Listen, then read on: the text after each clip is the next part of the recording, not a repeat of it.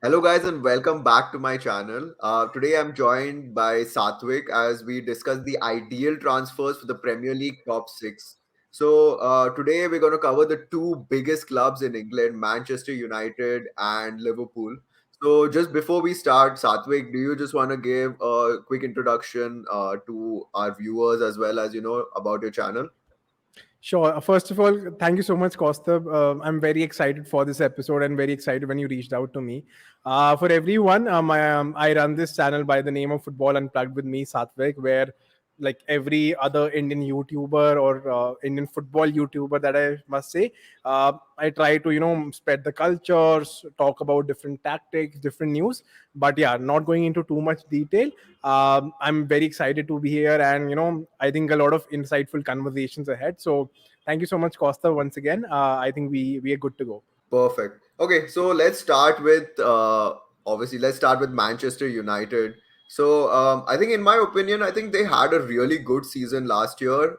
Given the state that the club was in when Ten Hag arrived, I think he's done a pretty admirable job to secure top four as well as move the team forward, playing a brand of football that the fans really enjoy, giving the youngsters a chance and also dealing really well with the whole not Manchester United, but like the whole Ronaldo situation. Like I feel it's often people forget that that was also a part of just this the season that just got over. Yeah, quickly, what do you think about Manchester United's overall season? Yeah, completely agreed with you. And even though there's not a lot of point different as compared to Hmm. last season, but I think the overall vibe of the club is probably the best I have seen since Fergie left United. And just as a football fan, I think if United do well, I think it's better not just for Premier League but European football overall and even globally. So just happy, and I think kudos to Ten Hag. He's done a brilliant job. So I hope next season is a step forward for United. Perfect. So I think that being said, we've sort of established that they have had a really good season, and I think it's time for them to sort of now build and move forward because they, the all, although they had a really good season, there's a huge caveat to it saying that Chelsea had a pretty awful season, Liverpool had an awful season, Tottenham to an extent also had a pretty forgettable season. So you could attribute them finishing in the top four to the fact that these other teams sort of Correct. flopped majorly. Correct. But that being said, we're gonna see a rejuvenated Liverpool. We're gonna see a better Chelsea. So Manchester United will have to like strengthen the squad to compete with them and continue staying in the top four. So I think there are with first let's talk about the signing that they have made. Mason Mount, I think for me this is a really good signing. Although I do feel that they did pay maybe 10-15 million, a little too much, The English but tax that the clubs pay in England. true. I think there's an English tag and also a Manchester United tax. Like, people know that, they are willing to pay money. So, you get as much as you can out of them. But I think as a player, he is wonderful. I think there's no, he's been through, playing under so many managers at Chelsea. And if there's one player the manager has not wanted to drop, it is Mount. Like, they may play him sort of out of position, but they do want him in the team. That's the sort of value he brings. And looking at him, in the Manchester United midfield, I think he'd be a really great fit alongside Casemiro and Bruno. Sort of that, the number eight shuttling between attacking as well as defensive duties. He has amazing work rate and he's flexible enough to play on the wing as well when required for Eriksen to be in midfield to, they can pack up the midfield with all four of them or having played just in place of Eriksen. So it does give Ten Hag quite a few options. What do you think about him?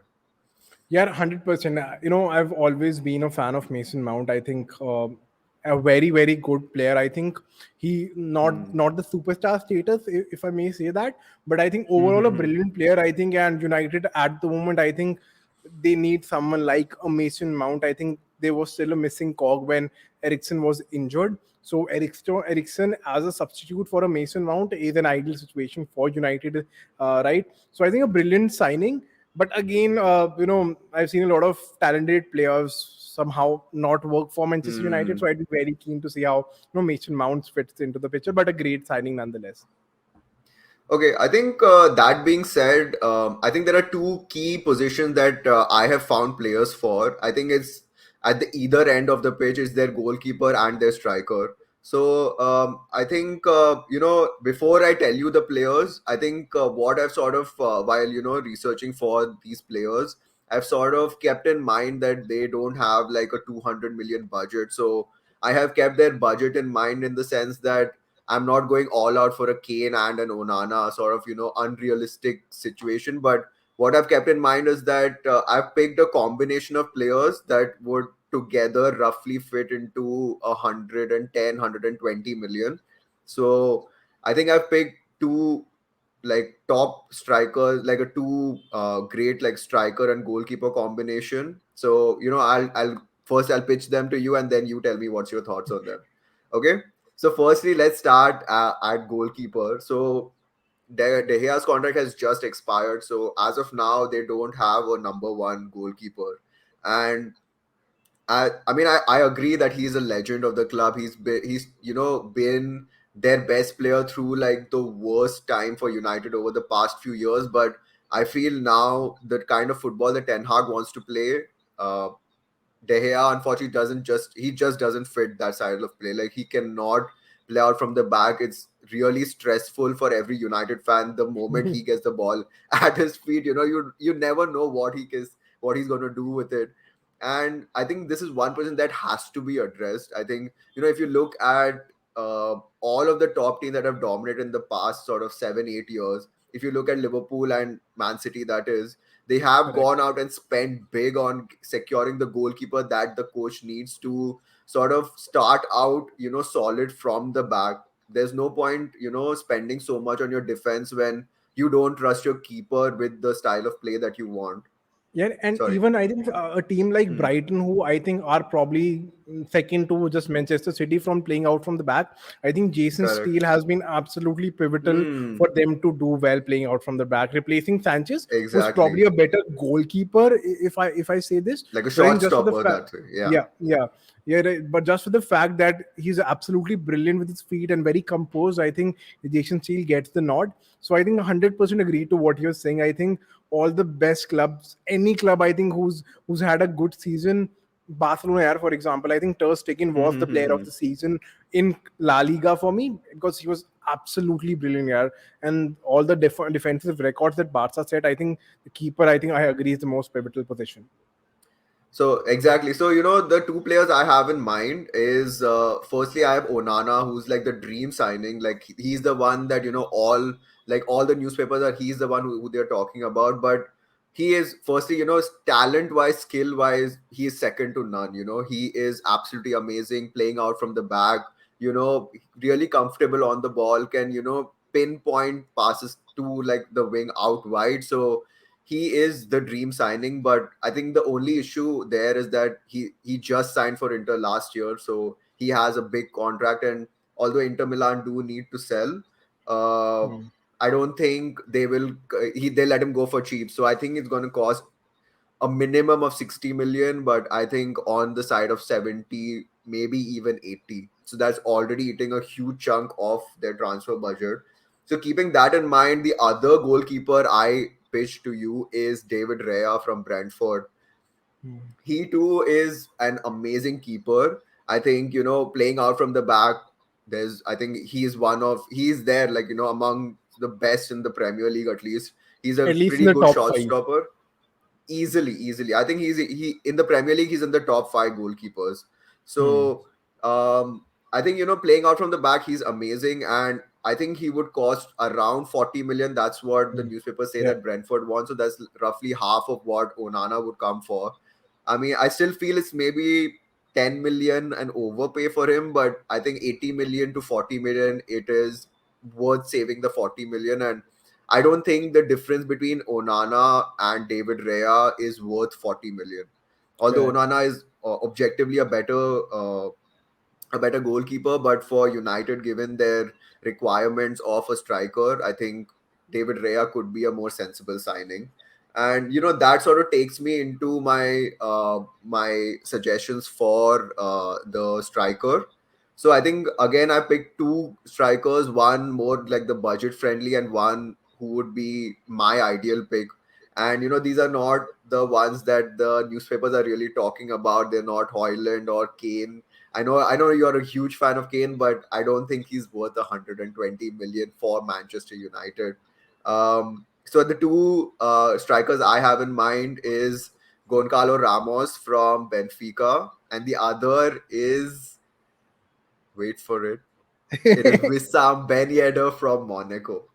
So before you Okay. laugh at me, just hear out my pitch. Just hear me out. So I think Goncalo Ramos is the ideal signing. I think the best you could get right now is Osimhen, and I think he Ramos has all the attributes that Osimhen brings to the table. I think he's a little shorter, so he may not have that aerial threat as much, but he's really fast. He can really, he can run the channels. He can play on the last man. He's really lethal in front of goal. Even we saw at the World Cup, he came and first match scored a hat trick. So he has that finisher's instinct in him.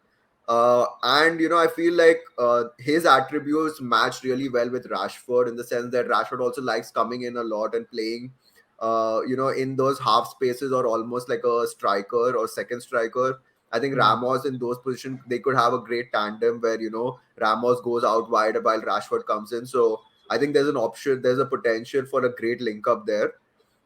But I think with Ben Yedder, why I brought him up is that firstly he's going to be really cheap. Although he's on the older side, so he's going to be a stopgap striker.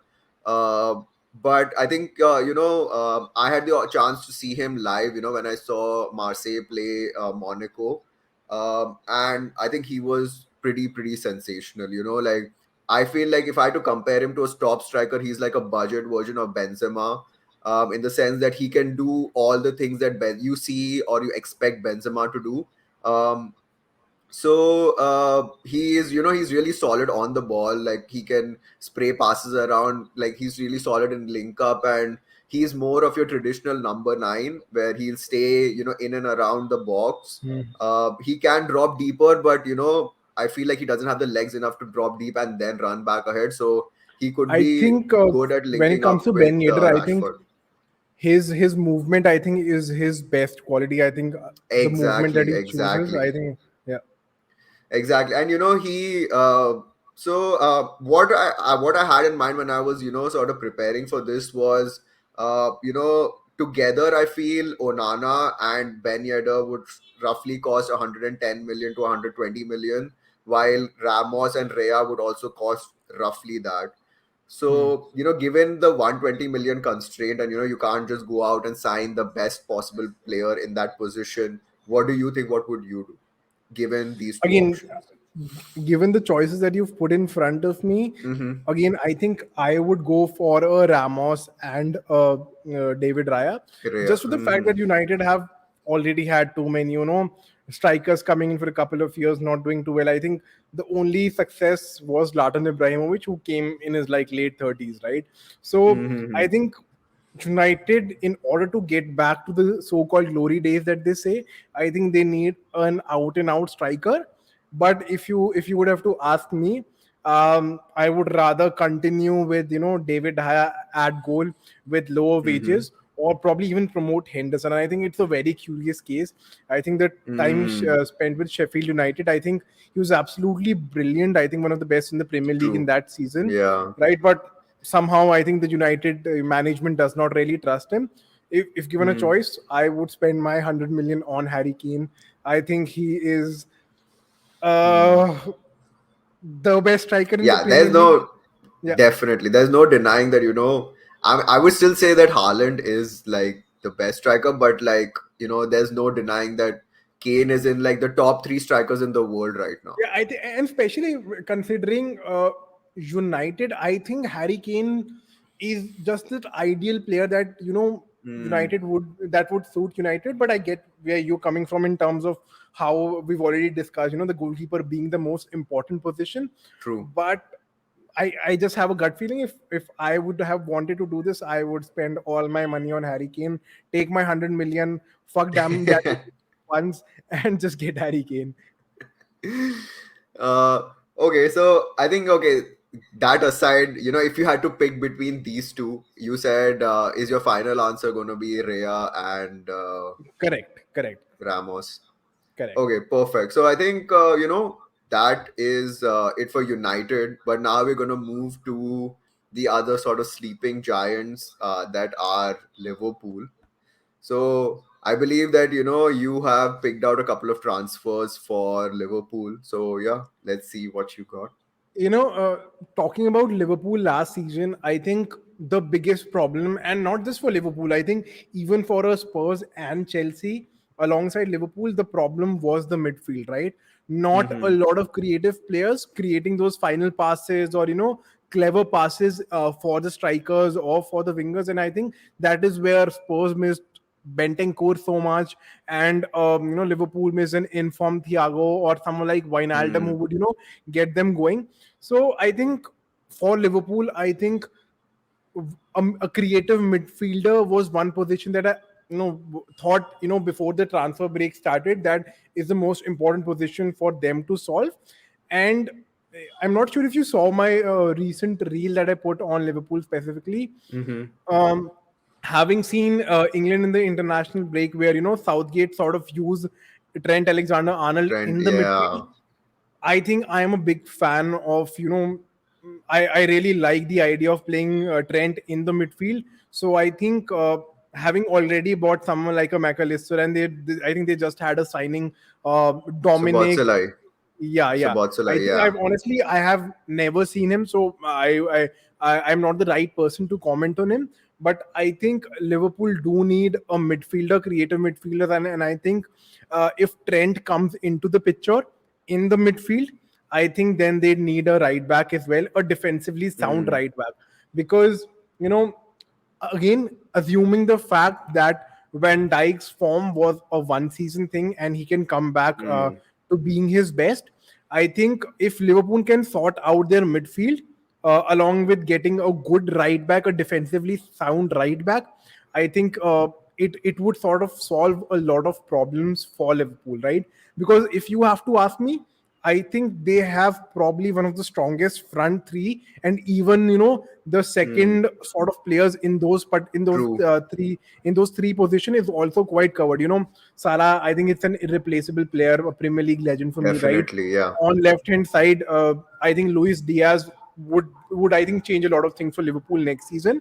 And again, True. lastly, controversial opinion. I think Darwin Nunes would probably turn out to be one of the best signings that Liverpool has made over the last couple of seasons. I think that man has that much potential, and I think it was just a problem of one season. We've seen someone like a Mm. Luka Modric There's being like labeled as teething the worst issues, transfer. adapting. Yeah.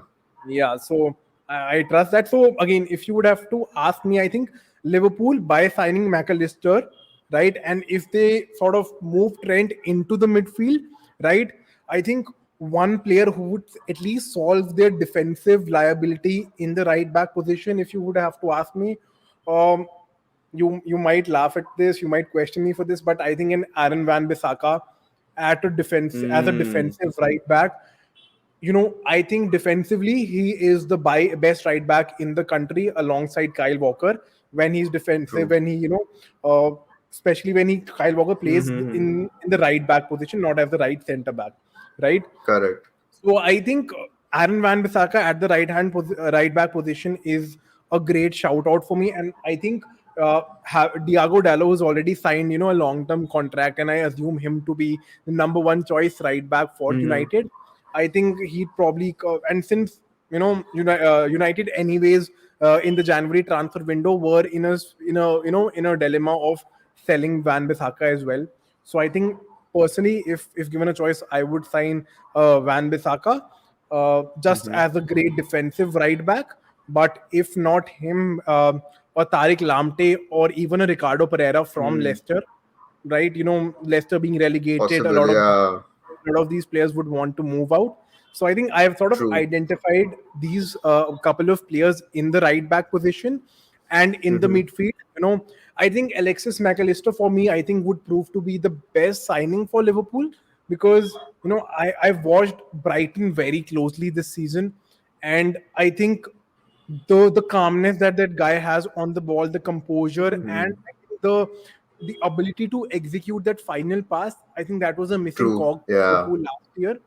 So again, having watched a lot of Liverpool over the last 4 or 5 years, and the reason for their success, I think these are the two positions that I've identified. So I think not a new signing in the midfield, because if Trent comes into the midfield, I think that sort of solves that position along with McAllister and the new signing as well. I still have trust with Fabinho. I think Hmm. Fabinho and Jordan Henderson could handle the holding midfield position, and I think Hmm. they could choose to have I two think, attack-minded midfielders. Yeah, in the midfield. yeah, Yes, I've gone on I think, to sorry also monologue, like, but yeah, yeah, no, no, no. Definitely, I agree with a lot of what you said, but I think also, if you notice, like towards the end of the season, Liverpool were also sort of playing the shape that Manchester City play with, in the sense correct. that their right back inverting into midfield and them sort of shifting to a back three.